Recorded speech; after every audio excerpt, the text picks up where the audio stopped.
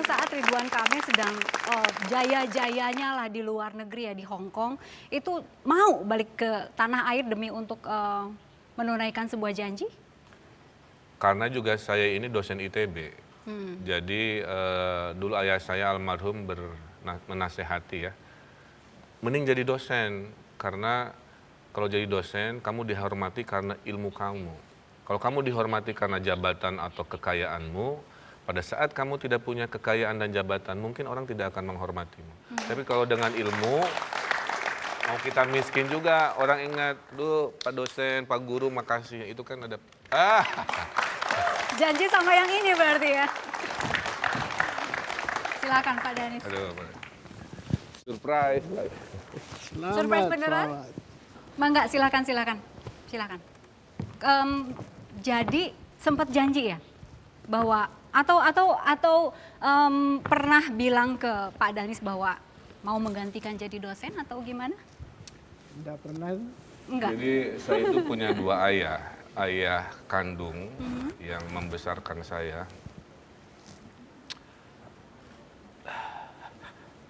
Dan ayah profesi yang mengajarkan saya cita-cita tentang arsitektur dan bagaimana mencintai sebuah peradaban yang namanya kota. Nah, yang mengajarkan itu adalah Pak Danis Woro, dosen saya, profesor di ITB. Jadi serak. Ini ayah kedua saya. Jadi serak. Kenapa Kang? Ada sedikit emosi, jadi serak, rada gimana gitu? Saya kan kehilangan sosok ayah waktu tugas akhir ya. Ya tahun-tahun tersulit lah ya. Ayah saya meninggal lagi tugas akhir, terus ditinggalin pacar pertama kan. Jadi kalau kata anak-anak sekarang galaunya itu maksimal gitu. Nah, saya butuh panutan, kepada siapa saya bertanya kan begitu. Nah, Pak Danis ini waktu saya lagi kuliah mengajari sebuah kuliah yang mengubah hidup saya. Namanya kelas arsitektur kota. Kan arsitektur itu ada tentang bangunan, ada tentang strukturnya. Ini tentang peradaban kota. Pak Danis ini hobinya kalau ngajar pasti dengan slideshow.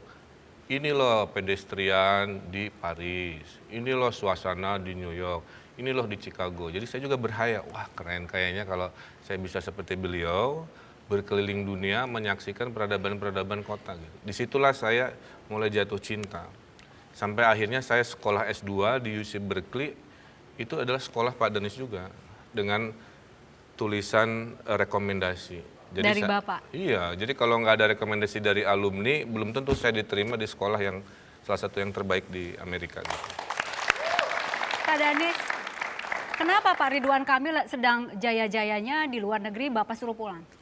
Ya sebenarnya dia di luar negeri itu saya dan kami itu merasa kehilangan.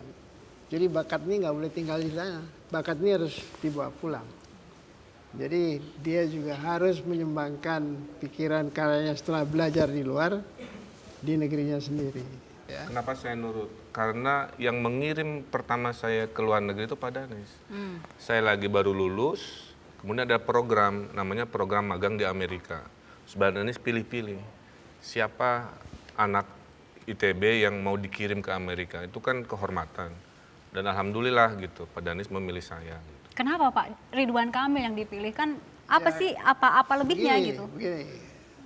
Ini adalah batch pertama yang harus pergi.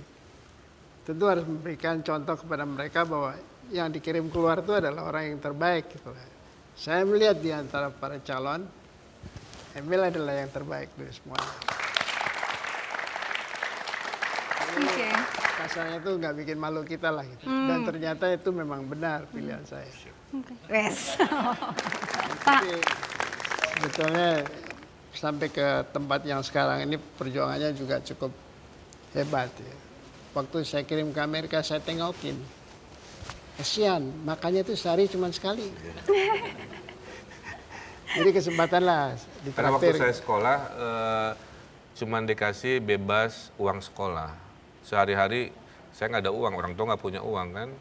Jadi saya kerja di Dinas Tata Kota Berkeley.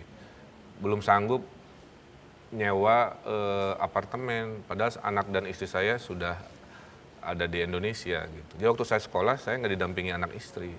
Karena saya dengan uang pas-pasan, sekolah mahal, tinggal sekamar rame-rame gitulah dengan orang-orang Asia lain yang sekolah gitu. Pas dikunjungi Pak Danis itu kan kayak dikunjungi orang tua, ya minta ditraktir lah apa. Karena untuk menghemat saya tuh makan sehari sekali ya gitu. Makanya dulu kurus banget. Makanya waktu makan nggak habis sudah ini bawa pulang buat makan di rumah.